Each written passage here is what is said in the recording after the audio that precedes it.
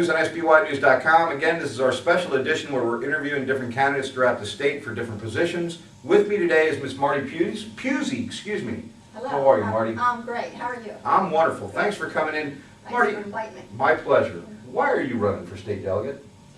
Well, I have a number of reasons, but the biggest one is, may sound a little hokey. I love this country. I love this state, and most of all, I love the Eastern Shore. It's where I've grown up. It's where I've spent my life. And I'm not happy about what I'm seeing happening today. Also, I have been involved in the Republican Party for the last 8 years, serving on the Central Committee, and it looked like there was only going to be, there's 2 positions in 38B, and it looked like there was only going to be 1 Republican, and I really felt very strongly that we needed to challenge the current delegate, and there's an open seat, and so I decided to get involved because I felt there needed to be a full slate. I'm not happy with what's going on, and I don't feel Eastern Shore values are really being represented in Annapolis. And lastly, I have a 2-year-old granddaughter, and I'm really concerned that she is not going to grow up in a free society if something doesn't happen and something doesn't change now. Right. Well, why should the voters choose you over the other candidates?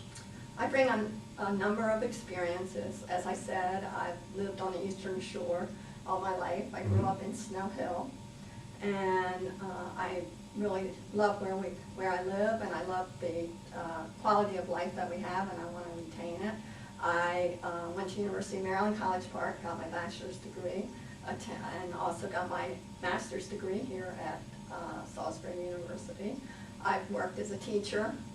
The last 20 years I've worked in public health full-time. I've worked as a manager, have a staff, dealt with budgets. I know how to cut budgets. I also raised my family on a farm, spent 33 years on a farm.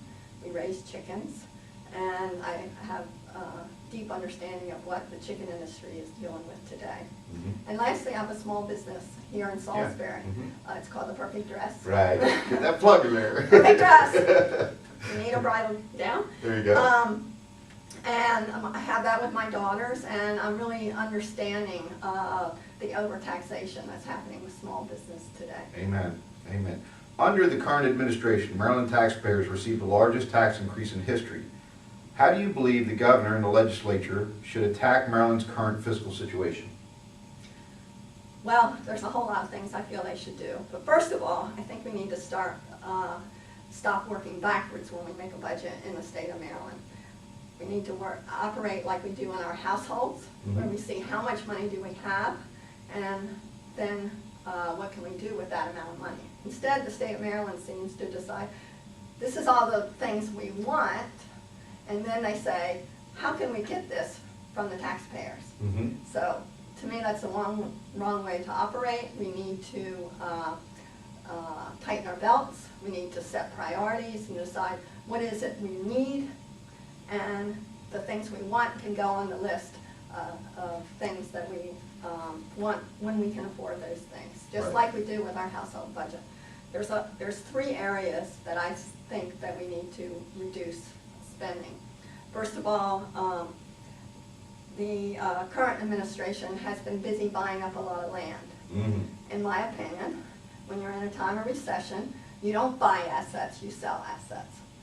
So I don't understand why the state of Maryland actually needs to be in the business of owning large portions of land. I agree personally.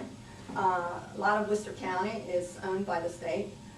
I don't feel that's appropriate, and that's something when we're in a deficit situation, we could actually sell some of that land and get some funds to help support our budget. Additionally, we have become a sanctuary for immigrants in the state of Maryland. I see this through my professional work. We offer a number of free programs for illegals, immigrants who are in our state illegally, have broken our laws, and yet we are giving them free services such as health care, such as cancer screening, such as cancer treatment, such as maternal and child care. And that is being paid on the backs of our hard-working citizens here in the state of Maryland. Mhm. That is wrong. We could save millions of dollars if we would just cut out all those free programs that we're providing to people who are breaking our laws. I hear you there. And thirdly, I'd like to roll back regulations. If we roll back regulations, we can then roll back regulators and consolidate some of those programs because we're spending a huge amount of money paying people to go out and tell people how to live. Way too many regulations, and many of these regulations are not based on science. Right. Okay. If elected, will you support the repeal of both the sales tax increase and the so-called millionaire surtax? Excuse me. If so, how would you pay for it? Well, yes. Good answer. Absolutely. We need to roll back that 20% increase from 6% to 5%. Sales tax, that's hurting us, it's hurting small business, that's running people out of the state, running businesses out of the state. And the millionaire's tax, we don't need to pay for that because we actually lost money by passing that Exactly. millionaire's tax. Right. The state of Maryland actually lost money because millionaires moved out because they can. And so it only makes sense that by reducing taxes, the coffers could actually grow. And I'll give you an example of that. I was told about a large corporation, because of our high inventory tax, they have other locations in the state of Virginia, for instance. They moved their inventory out of the state of Maryland and moved it to Virginia. This was like $8.2 million of inventory they moved out of Maryland because of our inventory tax. Yeah. So it's very costly. These taxes are not bringing in more revenue, they're losing us revenue. I agree. Under the current administration, we've seen great effort by the state to force Wycomico County to strip farmers of their property tax rights by taking away many of their development rights. Do you support this? If not, will you commit, if elected, to support legislation to get the state government out of our local planning decisions, and if need be, eliminate the Maryland Department of Planning? I believe wholeheartedly that private property rights are the foundation of a free society. We must honor our private property rights in the state and in Wycomico County and in Worcester County. I have testified about 10 years ago in Worcester County at several public hearings. That was the time when the Chesapeake Bay Commission was expanding the critical areas legislation to include the coastal bays. Well, where are the coastal bays in the state of Maryland? They are only in Worcester County. Right. So that had tremendous impact on private property rights in Worcester County. That was the illegal taking of many, many people, including farmers, land that bordered the bays, the coastal bays.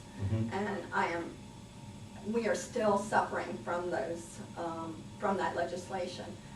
I live currently on the Chincoteague Bay, and I cannot cut down a tree on my property without getting permission from the government. That doesn't make sense to me. That doesn't sound like a free society. No, I agree with you. In your opinion, what are the greatest challenges facing the lower shore, and how do you believe that you can help solve those problems if elected? The greatest challenge is, I think, is overregulation of the poultry industry, particularly, but also overregulation of our watermen, of our seafood industry. And I think we need to roll back these regulations. Many of them, I don't believe, are based on true science. For instance, the runoff from the manure of the poultry growers. I don't think there's enough evidence to prove that, in fact, they are responsible for what's happening with our bays or river or waterways. There are also failing wastewater treatment plants throughout this state. And yet, we're focusing on the poor, the small farmer who's trying to make a living farming their land. They do not want to put more nutrients on their land than their land needs. They are the first conservationists. Okay, oh, that's wise. Marty, you say you're from the area. You've lived here all your life? I have. I was actually born in Denton, Maryland, and at 1 year my parents moved to Stonehill, Maryland, where I grew up, and has never gone away other than to go to college. And